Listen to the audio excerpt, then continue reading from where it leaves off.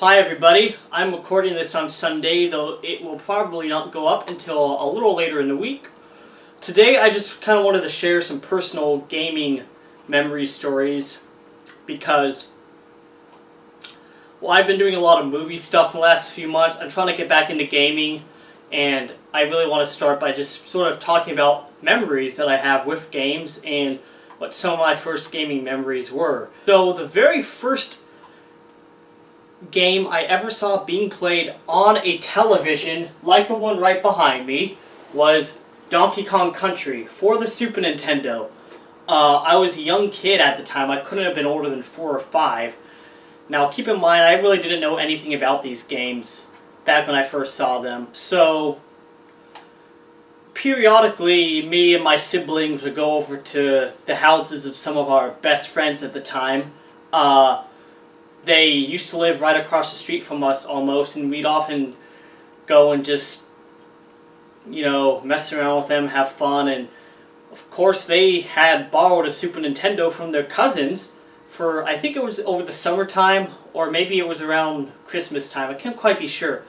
But I remember periodically I would just always go over there and just see them playing like this Donkey Kong Country game, which I didn't really know much about Donkey Kong at the time. I heard them, talk about Donkey Kong, and I saw the game a little bit. But the levels that stood out to me the most were the minecart level. I just remember, because as a young kid I was really into trains. I just remember it reminded me of a train or like a train ride I would have done at Disneyland at the time, and I was just sort of blown away by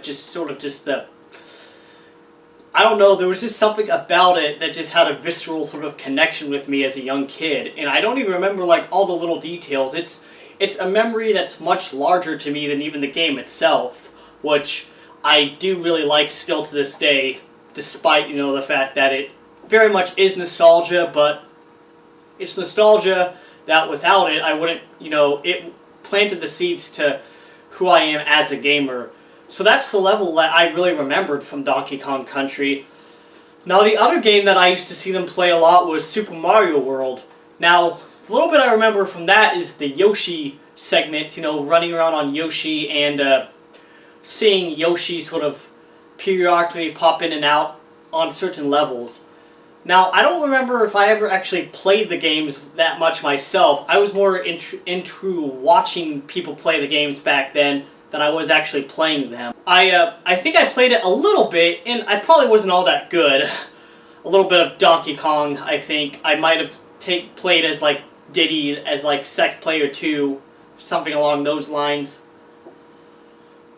But the very first video game console that my family actually owned was a PlayStation, and unfortunately I don't have it anymore. I still have the PlayStation 2, and I occasionally like have family members that also have a PS4, and I play that too, but obviously I don't have one in my home currently, though I plan to get one. But anyway, so the PlayStation, we got it at Christmas. I think I was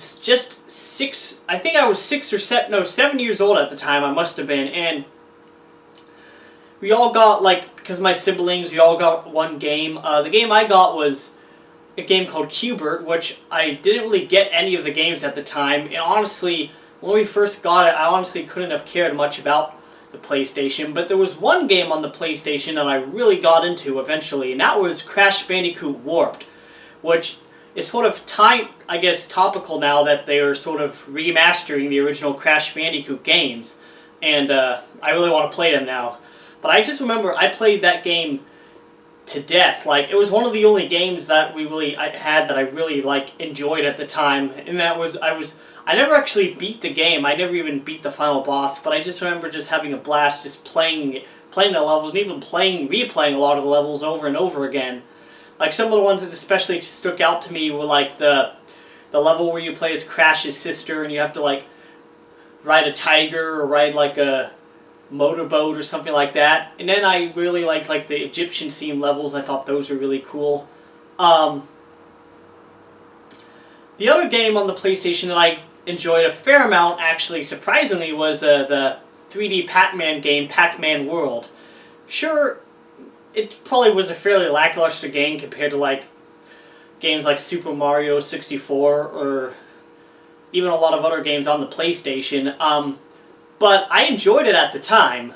I just enjoyed the soundtrack especially, and sort of some of the levels had a cool, I thought, sort of feel to them at the time. I didn't really know the term atmospheric back then, but they had a cool feel. Unfortunately, back when we had the PlayStation, I really never got to play any of like the really big good games like Metal Gear Solid or Final Fantasy VII, which I really didn't even know much about at the time. Of course, some of those games were rated mature, so my parents probably wouldn't have let us play them anyway at that age, but still, that's just one of those things, you know. I kind of am envious of people who were like born in the 80s who had gotten to grow up with retro games and just sort of see the progression, but you know, that's what happens, I guess. But like obviously the games that really like changed my life especially were when I finally borrowed a friend's N64. Like a few years later, I was in the 4th grade, so the N64 wasn't even like the current gen at the time. Like the GameCube and like Xbox and PlayStation 2 had already sort of, you know, overtaken the N64 and PlayStation and Sega Saturn or what have you. So, but like a lot of people were still playing the N64 at that time, and it was still fairly relevant. Like obviously to this day people still play it, but like I remember the games that I really got, the games that I got that really made me the gamer that I am today, I first played on the Nintendo 64 when I borrowed it. Now some of these games of course include games like Star Fox 64, GoldenEye 007, Banjo-Kazooie as well as Banjo-Tooie, and Super Smash Brothers, which I don't actually have my copy of that anymore, and Zelda Ocarina of Time, and Majora's Mask. Like, these are all wonderful games, I think, to this day. And these are all games that in one way or another really sort of defined my love of gaming, if you will. It's like, they're like the games that made me the gamer that I am today. So I really do have the N64 to thank for that. And really it sort of came full circle because just as like the Super Nintendo was like the first console that I ever had any exposure whatsoever to, it all kind of came back around to with the Nintendo 64, which was also Nintendo. And obviously, like I enjoy all consoles. Don't get me wrong. But like just for me personally, like Nintendo was like the driving force behind my passion for gaming personally. And I do have a Nintendo 64, but I brought one secondhand. It wasn't actually the first Nintendo home console that I ever owned. The first one that I ever owned was actually the Nintendo GameCube. Got this soon after the same year that I actually played a lot of those Nintendo 64 games for the first time, and really fell in love with the gaming as a medium or as an art form, if you will, because of some of those games like Zelda and GoldenEye and Star Fox and what have you. Now the Nintendo GameCube, it's dusty as all get up, I know, but I need to start playing this thing more. It's got some great games, man. But anyway, got it for Christmas, and with 4 games: Super Smash Bros. Melee, Animal Crossing, Super Mario Sunshine, and Metroid Prime. Now, the games that I really loved the most of those 4 were Super Smash Bros. Melee, which I played so gosh darn much, so long, so many years, just fun with that game. Just remember, like, even I had a birthday party when I turned 11, and we like had sort of a Smash Bros. Party. We would all play, we like set up the tournament and just blasted the heck out of each other, and I realized I kind of sucked at the game compared to so many other people.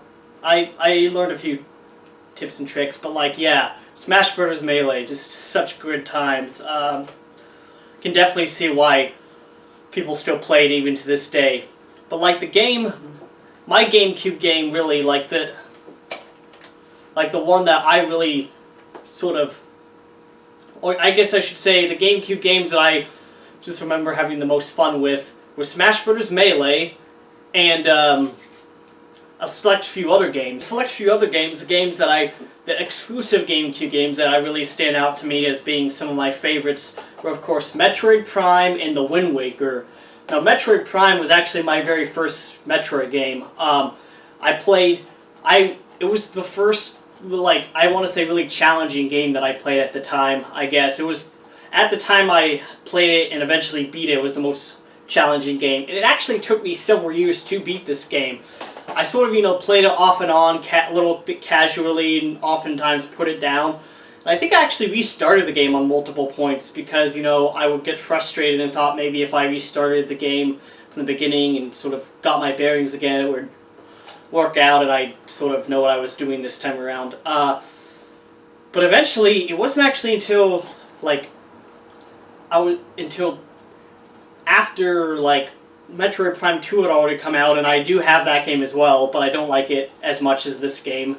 It was in 2007, about a month before Metroid Prime 3 Corruption for the Wii finally came out, that I finally beat Metroid Prime, and just felt so satisfied by it. Just knowing that I'd beaten this game, when I first got this game, some people would say, I don't know, Dana, this game might be a little hard for you, and so, I guess for several years I was sort of just I gotta prove them wrong even if they never see me beat it. I'm just gonna prove it to myself, I guess, that I can beat this game. I was an insecure teenager, what can I say? But beyond that, I just had so much fun with this game and just getting lost into the world of Talon 4 and just reading sort of the scriptures on the wall that the Chozo aliens of the planet had left that sort of tell the story. It felt like a mix of an adventure, action, adventure, detective story mixed with shooting game elements, but at its core it was about the exploration and the discovery and just the feeling of isolation. And I really never played a game like that at its time, and even to this day can't say I've ever played a game quite like this. And I still like Metroid Prime 2 and I love Metroid Prime 3, but there's just no comparison for me.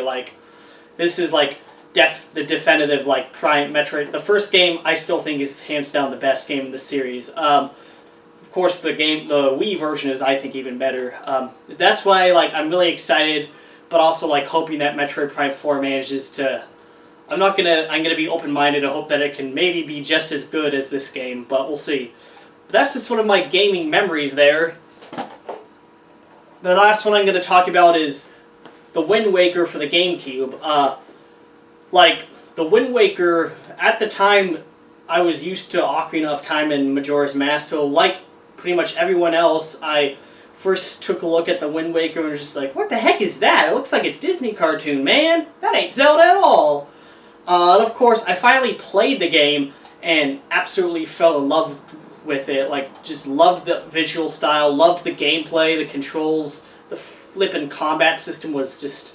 Oh my gosh, it was just so fun and satisfying. Even the enemies, sure, they were really easy, but it was just so fun. I never thought, whoever thought just mashing a B button could be as entertaining.